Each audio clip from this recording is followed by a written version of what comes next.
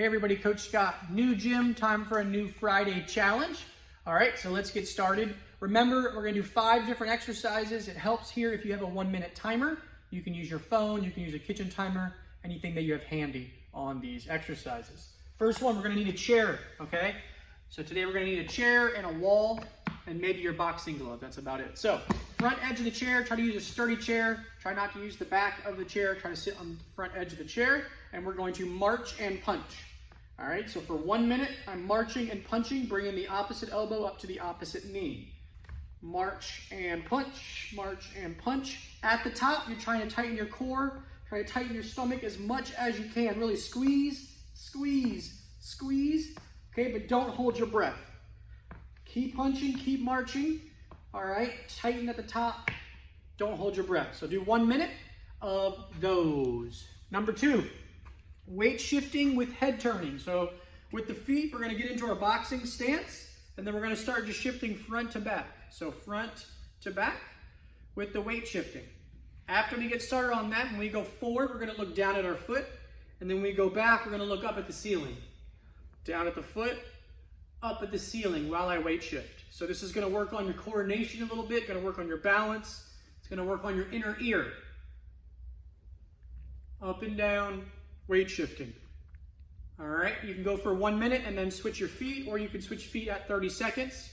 And then the same thing, rocking front to back, turning the head. If you want a little bit extra challenge here, you can go into tandem stance, so 1 foot right in front of the other, and then do the same drill where you look down and up. And then this is gonna definitely challenge your balance a little bit harder. Okay, just like so. So weight shifting front to back with the head movement. Do the best you can, be safe, maybe perform that next to the chair or a wall when you're doing that one. Next, the dance, the RSB dance. I'm gonna run through this one here. I know there's a lot of steps to this. You can always write this down and kind of learn it. It's a good thing to kind of challenge your memory, just like the punch numbers we do.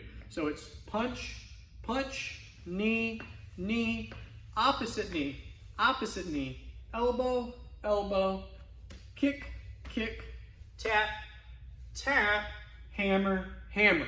Again, punch, punch, knee, knee, opposite, opposite, elbow, elbow, kick, kick, tap, tap, hammer, hammer. So you just run through that for 1 minute. All right, again, if you're having trouble learning this and memorizing it, write it down and just practice it. Good little thing to kind of get your mind warmed up before you're coming into class or while you're warming up for class on that, the RSB dance. Next one, number 4, we're going to use a wall for here. So these are going to be a single arm or unilateral wall push-up.